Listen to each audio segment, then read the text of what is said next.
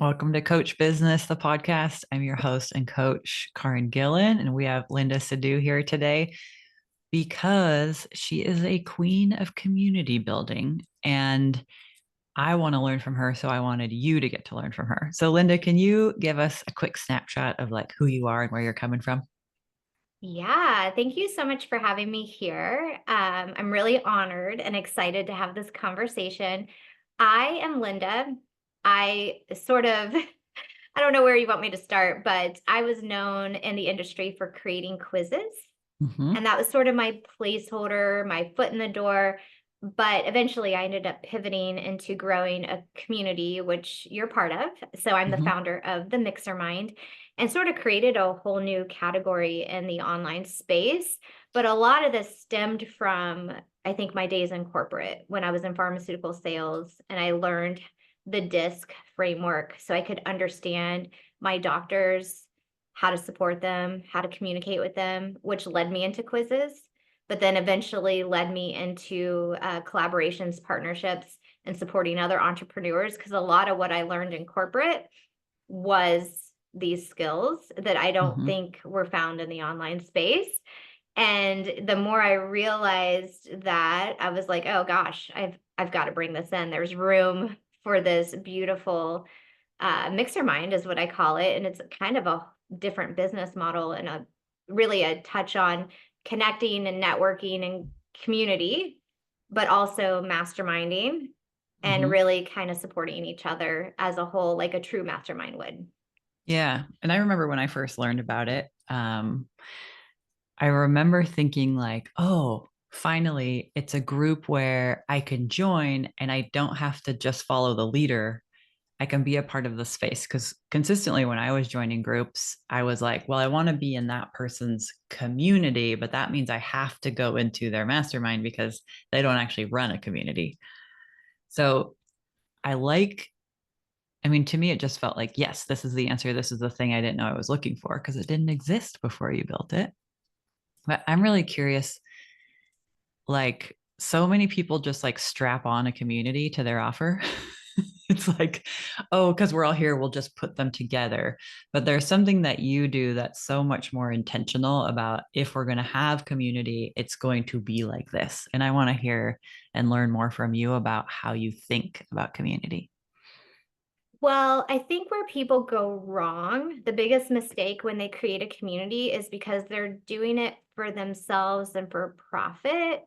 And they kind of put that first, almost like your ego, right? And where I think I went right, where I did something differently, is I actually made the community first. It's like all I believe truly that in order to have a community, it should be about the community. And so you should be serving what they want, what they need, because they are actually the heart of it. So I put them before me and I did market research and I learned more about what they wanted. And I created something that was not in the online space because um, the online space did things differently. And not saying that it doesn't work, it's just I kind of went against the grain and really put a true purpose and intention in what I was doing and just doubled down on that. Did you have people who didn't get it, who kept trying to make you turn it into something else? Um, no. Once they saw what I was doing, I kept getting requested, you should turn this into an offer. I had people telling me to turn what I was doing into an offer when I was doing it for free because I enjoyed it. So I used to bring people together.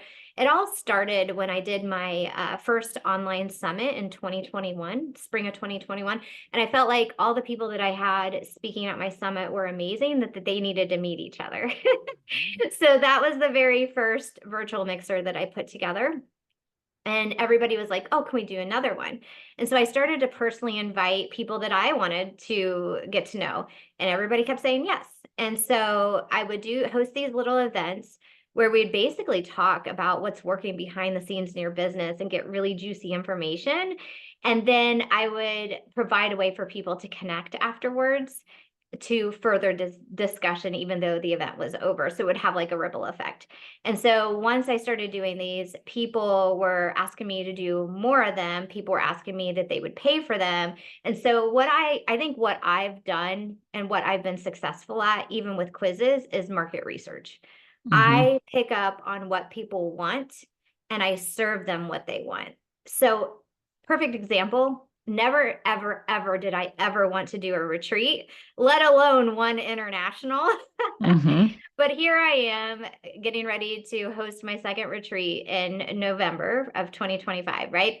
And the funny thing is it was based on research, and people kept saying that they wanted to meet in person. And so I put together something for my clients. And I think Starbucks, for example, does a great job of this. So I live in Seattle. Starbucks corporate is in Seattle. And I remember talking to people that work for them that said they always put the client at the front of the table. So you're serving people what they want, not what you think they need. Another approach to this, for example, is Spotify. Do you listen to Spotify? So my husband came home one day. I share an account with him. And one day he was like, oh, Spotify created a list of songs based on what I listened to. And he was like, I was just jamming out and found this new band, and this is awesome. Mm-hmm. So how did Spotify do that? Well, it took into account what my husband was listening to, created a different playlist based on similar genres. And sure enough, he discovered a brand new band and was super pumped about it, right? Yeah, super So fun. it's kind of like doing that for business. So really listening to your clients, collecting data, and responding to what they need. Which is such a beautiful way to create an offer for everyone listening. That's the secret. Listen to what people want and then sell them what they ask for. Exactly. Yeah. Did you have to do any like I know for me when something is really obvious, a lot of times I miss it. I'm just wondering like was this really clear for a while before you were like, "Oh, I could just sell the thing." Well, I thought it was crazy to like sell it. Uh-huh. I was like, You're like, "Wait, wait, I would do this for free." I'm doing this for free. Like, monetize it? Me, really? And the more I started to like dig into, okay, well, what would this look like? What would this feel? I mean, I definitely went out to reach out to some of my peers. And there was someone I specifically reached out to in human design, Danielle Laura. Absolutely love her Mm-hmm. and would highly recommend if you're trying to pivot or like she is great at like working with people in moments of transition, to be Yeah. clear. And so I was in a moment of transition. I had a lot going on. A lot was happening that made me realize maybe I don't want to do quizzes anymore. Maybe I want to double down on this beautiful community that became my lifeline and such a tough part of my life. For those of you that don't know, I got diagnosed with thyroid cancer in 2023. But that it was actually a really good diagnosis, but I had a complication in one of my surgeries that was definitely eye-opening, changed my whole perspective in life. And through that, my community became my lifeline. And it was Mm-hmm. during that moment that I was like, okay, I'm going to double down on this and, put quizzes on hold where I pivoted. So prior to that moment though, I did reach out to Danielle Laura and did a human design reading and found out, wow, like this is what leaning into your strengths looks like. Business can be that easy. But interesting enough, I am certified in DISC and I already knew this about everything. Like always lean into your strengths, always go Mm-hmm. with the grain, like do things that feel easy. Business can actually feel that easy. But sometimes, when you're pivoting, like things feel hard or unclear. And so it's nice to like talk it through with somebody. And so I did talk it through with Danielle, and she definitely encouraged me to keep going there. And there was moments where I was scared. I was like, oh gosh, I have to put this offer out there. I have to like walk the walk and talk the talk. And so there were a lot of moments, I like to call them pinch me moments, where Mm-hmm. I transformed Yeah. myself. And so that was another big aha moment after my cancer diagnosis, is I did realize I wanted more pinch me moments. I wanted to get in the rooms with established business owners, people that I admire. I definitely want, and then I did the retreat and it was very transformative again, but like really kind of trying to push the envelope, take risks, do those things, because they are moments that transform you. Mm-hmm. And hell of a lot of fun to be like, I Yeah. just pulled that off, right? Like, and Yeah. so, and a lot of people just won't do that.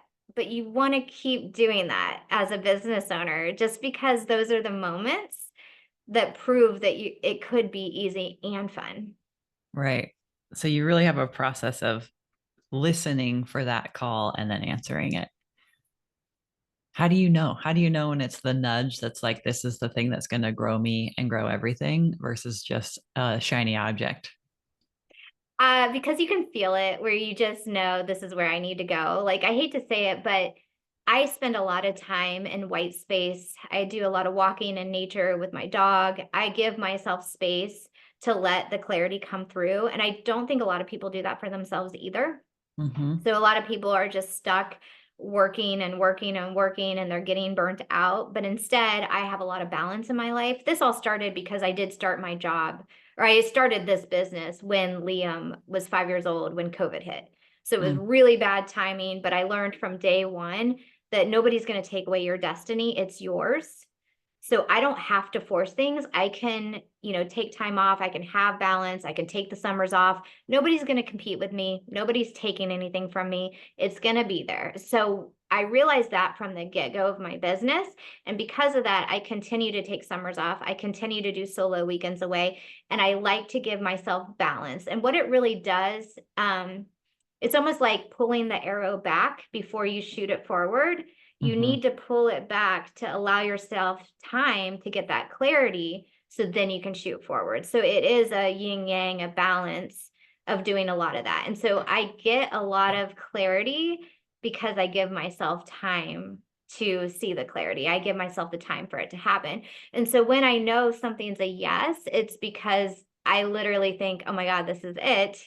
Like, how could this not work out well? Like, it's just Mm. like full body yes moments. Yeah. And I do think it comes from those clarity Yeah. opportunities. Is anyone feeling called out right now? Do you need to take a break? Do you need a weekend away? I mean, I just hear it. There's so much trust in your story. And I'm wondering, like, how did you get to that high level of business trust with yourself? Is it something you came in with from your last job, or is it something that you develop on purpose? I have no idea. That's a really interesting question. I don't know if I realized I had that trust with myself, Yeah. like you're saying I do, Mm-hmm. but I guess it does go back to that moment when I was trying to launch my business. COVID happened. I had just stayed at home with my son for 5 years. I retired from pharmaceutical sales, was a stay-at-home mom, and then I was like, you know what? I'm gonna launch my business. I love strategy. Like, I need to like do this for myself. And then he comes home and I'm like, oh, I can never, you know what I mean? It was like some of those frustrating moments where it's like, Yeah, totally. it's never going to happen. This is never going to work out for me. I'm going to be stuck being a stay-at-home mom forever. Not that I actually loved staying at home. I'm sort of all in when I'm all in. So when I was in pharmaceutical sales, my boss was like, look, I don't want to lose you. If you just like coast and do what you got to do, I'm going to look the other way. But I said no because I was like, Mm-hmm. well, I'm all in or nothing. Yeah. So I knew that when I had Liam, he was my biggest priority and I was all in with him. But Mm-hmm. I figured that since he was going to school, I had some free time, then I could start doing sort of like my own thing. And so when he came home after COVID, now Seattle was the first to close down, Right. the Yeah. last to open. So we had a lot of time at home. And eventually I just said, you know what? Nobody's going to take away my destiny. Like, it's mine and I don't have to stress out. I can be a present mom and be a business owner. And Mm-hmm. however much time I'll take. And I think Yeah. from that moment, again, moving forward, I realized I could take weekends away. I could take a vacation. I could take the whole summer off. You know what I mean? Nothing's going to steal anything from me. It is Mhm. mine. And the more time I do this for myself, the healthier I am and the more I can breathe oxygen in what I'm doing and creating anyway. And so it's actually a win-win. So I choose to be a role model to let other business owners that know that they can do the same. And it's actually quite healthy and beneficial. Yeah. So I'm having the experience of like realizing there's about three, maybe four master classes happening during this podcast episode. Like I brought you here to talk about community, but you have a lot to say about watching your market and finding the offers that want to happen. And then having that self-trust as a business owner and a person. And then also the power of making and committing to the decisions. Like you decided how your business was going to be and then stuck with it and didn't let questioning come in, which steals the thunder of so many people. So there's a lot here for everybody, and I hope everyone takes it all away. But I also want to go back to the community question of like, what do you think? Because community, in my opinion, is one of the most important things that we have, maybe now more than ever. And I'm wondering, like, when you think about building community, what has to be there? What has to be there is first and foremost, you do need to set an intention of the entire purpose so that you can use that as your guiding light, your North Star, whatever you want to call it, to make decisions from. So once you understand what the purpose of what you're doing, you can go back and be like, does that serve my purpose? Then it's a yes, if it does. And if it's a no, then you don't do it. And so Mm-hmm. you've got a clear path forward of yeses and nos, so you can make decisions. And so that's number one. And number two, you need to be able to have a structure and create whatever structure feels and looks good to you. That includes like what platform you're going to be on, how you connect, what the actual experience is like. I call it like pillars inside the community. Like, what are you actually doing together? And again, these revert back to your purpose, anyways, Right. to make clear decisions. And then there's rules. For the mixer mind, my main rule was, well, in order to collaborate, that's a give and a take, right? Like, so somebody's like giving and somebody's receiving. Mm-hmm. And so it made sense that the rule of the community is you must have a platform or some way to shine the light on somebody else. Yeah. Because if you don't have that and you're just coming in and you're a new business owner and you're only looking for visibility opportunities, but you can't repay that, you're only going to go so far and it's not going Mm-hmm. to feel good. And it's also not going to be well received from people who are also looking for the give and take. So a Right. huge component of the mixer mind is giving and receiving. And there's that component in everything we do. When I do the behind the scene calls, we listen to different business owners talk about what's going on in their business, what they're having success with. But then I always open it to the room and be like, okay, what do you need? What does the community need? And so if you're putting out an ask, I also ask that you try to reciprocate and offer something and, give something back. So Yep. there is a component of give and receive. You do need to have a platform to be able to shine the light, to do a true collaboration or partnership. Otherwise, it's not going to work. And so that became a rule. And so it's really important to have rules. I joke around about Fight Club. Like if you watch that movie, Fight Club, I Uh-huh. actually did chat GPT, like what are Fight Club's rules? But it's important because that way you're attracting the right ICA and you're Mm-hmm. kind of staying in line with what you're supposed to do. And there's no gray area, it's black or white. You need that for your community. You need to create rules around it and have ways to repel people and attract people. Right. That whole good fences make good neighbors things. Mhm. And I'm in the mixer mind for a year or two. So obviously the rules feel comfortable to me, right? I like it in there, and reflecting on what you're saying, like I think about how much I've been able to do podcast interviews, teaching in other people's community and stuff. But what I hadn't thought of is like, I've also given more than I've ever given in any other community, which is Yeah. really fun because a lot of places aren't set up for it. So it's so fun to have to be inside of that intention is really powerful. It's fun to be there. I agree. I think people really want to help. Mm-hmm. Yeah, yeah. And so I think a big component what happened to me and how I created the community was it was during a time where I had to receive. And that was a huge thing for me Yeah. Sounds because uncomfortable. up until that point, I always said I can never get sick. I can never get sick. We don't have family out here. My husband travels a lot for work. If I get sick, the whole family's foundation is gone. And I remember when Liam would get sick and I would get sick, and then, we'd all get sick. And I'm like, this is awful. I cannot get sick. Never in a million years did I think I was going to get a cancer diagnosis. but I did. Right. I'm a relatively healthy person. I was shocked with that diagnosis. I felt like my body betrayed me. I had lots of things Mhm. going on, but I had to handle it head on. But during the year that I had the beta of the mixer mind was a year where I had to receive. And I had to be in receive mode. I said, you know what? There are times where you can give, give, give. And then there's times where you receive. And I started to recognize that pattern in my own life. And it's seasonal. Sometimes you're giving a lot, and sometimes you step back and you receive. And I do think there is some type of something there about giving and receiving that you have to bring into your community as well. And you have to bring in as a business owner. Yeah, I love that. Are there things that you see that really erode community? I think it's when people are pushing more on other people and also pushing their own agenda. And then Hmm. they're getting frustrated because it's almost like force. I do think that the reason why the mixer mind is refreshing and feels a little bit different is because I truly feel like it's abundant. Like I feel like I'm never forcing or putting so much energy on one person, even when it comes to like the affiliates. Um, it would be great to have, you know, all these people be an affiliate.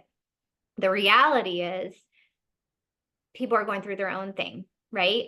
And so it's important to be able to trust that the right people are going to show up and support you at the right time and to give other people grace in case they're going through a season. And so I've always appreciated my affiliates. I've always tried to make it the opportunity enticing.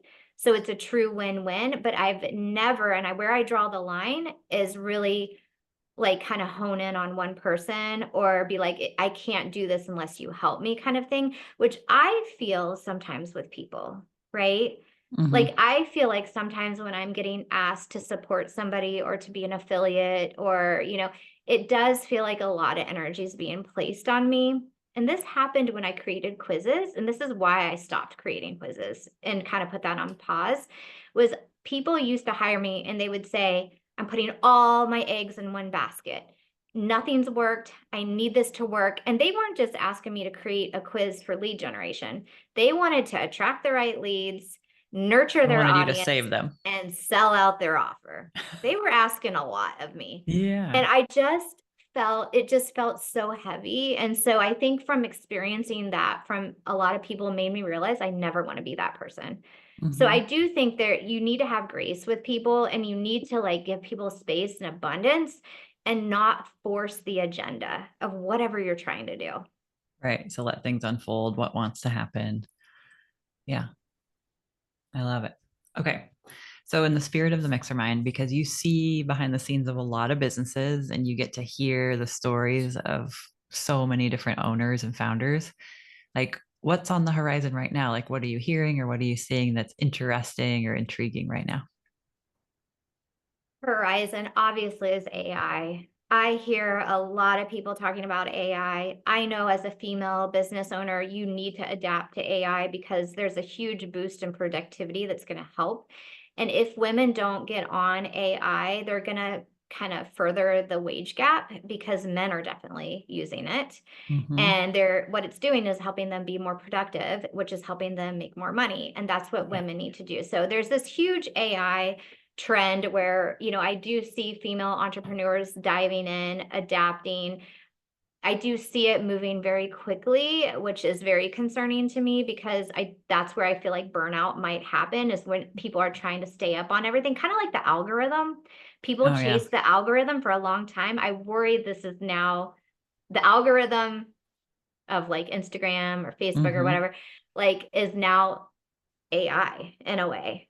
That we're And chasing and so trying to keep up with. we're just, yeah, which is going to eventually lead to a little bit of burnout. But I do think you need to like be aware of it. You need to adopt to it. You need to bring it into your business because it will help you, but have a Hmm. healthy relationship with it. That's all I'm Right. saying. And then I do notice that a lot of people want to have memberships and they want to grow a community and they want that to focus on retaining clients and like easier lifts.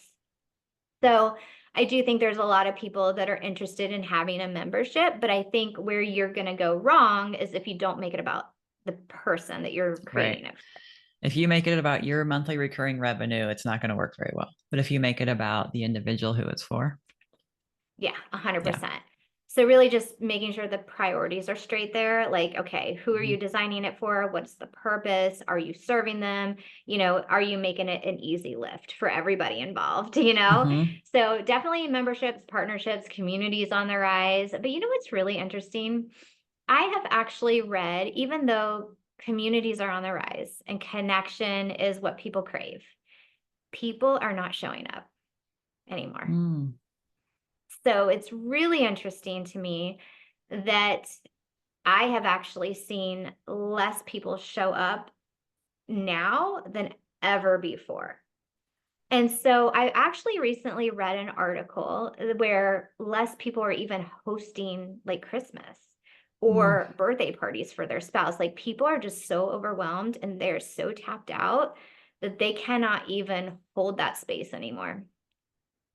So I do think that's sort of something I'm noticing is like even more overwhelmed, less connecting, even though you want it, more Right. going within. And also when you're going within, you're also trying to work harder, which is creating more overwhelm. And so I do see a concern that like we need to create more white space, we need to create Yeah. more balance, we need to like remind ourselves like physically, mentally, and emotionally what actually matters. Because if you're not healthy, you're not going to have a business anyway. Hmm. Yeah. And if we don't have white space, when do we enjoy what we've created anyway? Exactly. But there are ways to go around this. Okay. So in the Mixer Mind, I created a private podcast to allow people to give them an out. They don't have to show up live.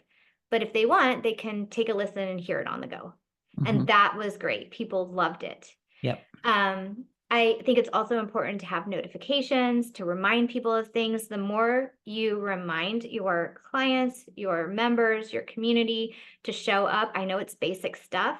People did opt in to be with you, and it is a priority. But if you're not spoon feeding them and reminding them about these little things, they're less likely to show up. So people need those little reminders.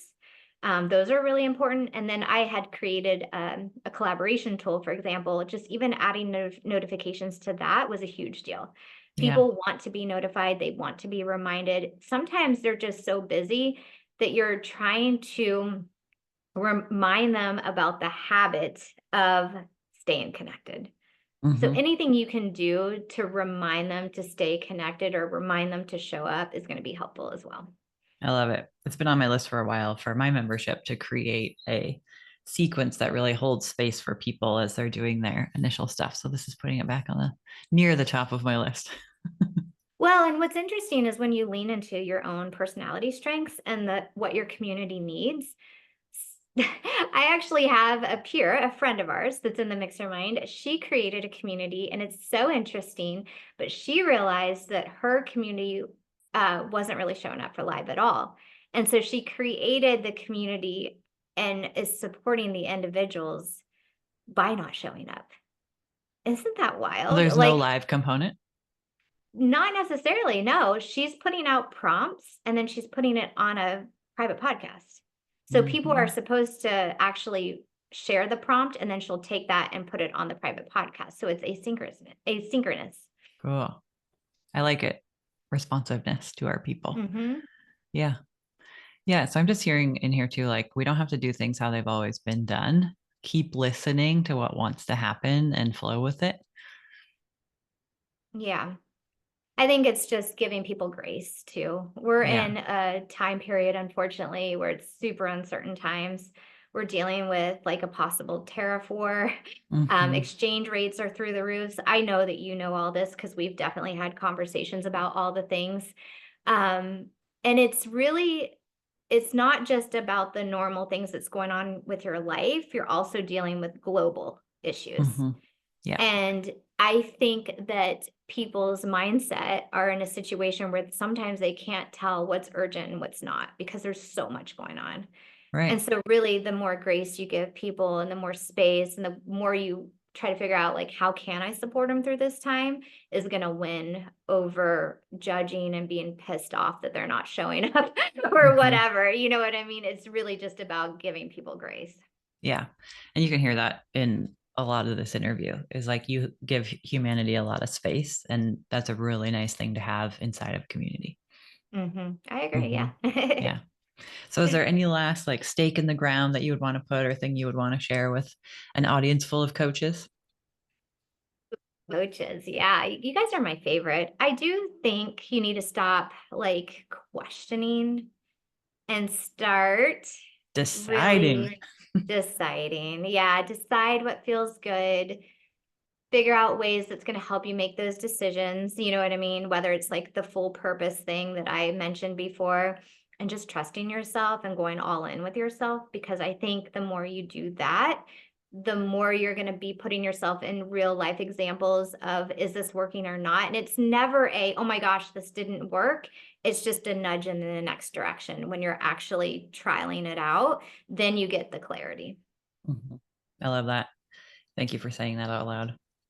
Yeah, super helpful. If I hope it was helpful, at least. Yeah, for Definitely. sure. Yeah. Thanks for being here and for sharing your take on community because I love being a part of the community you've created. So it's fun to have you here. Yes, and we're sort of neighbors. Like we both live in the Hmm. Pacific Northwest. Hopefully, we'll get a chance to see each other soon. And I definitely love what you're doing as well. And I have one more thing for your community if they're interested. Yeah. If they are interested in getting more visibility or collaborations, partnerships, I did create a quiz last year, and it's kind of nice. Did you take it? You did. Do you remember what your result was? I think I'm like a party planner. Is that a result? Host with the most. Host of the most. Yep. Does that feel right? So there's 4 different results. You're either the people's pilot, host with the most, smooth sailor, or you're a gifted guide. And what's really cool about this quiz is I took all my experiences and that is what I created the results about. So the gifted guide is really just like hiking up mountains in the Pacific Northwest, like that kind of feeling where you're just the guide of things. And the host with the most is obviously like bringing people together, hosting different things, supporting people that way. And there's different strengths that you're going to have. And it allows you to lean into your strengths, which is the whole reason why I think I've had success, why you've had success, to really knowing more about yourself and Hmm. focusing on those strengths and doing more of that. So if anybody's interested, they can take the quiz. What's your visibility it factor? Find out which strategy works for them. And it is so useful. I don't know if you remember the results that you had, but there's 3 parts to the strategy. It just really helps you kind of like lean into your strengths, to be honest Yeah. with you. And then the more Yep. you lean into those strengths, the more success you're going to have. Definitely. And I love that. I love making anything easy that that we possibly can. Yes, Hmm. I agree. And the more you know yourself and the more you trust yourself, the more you're going to realize that all you needed was you all along. You are a great example of that. Thank you.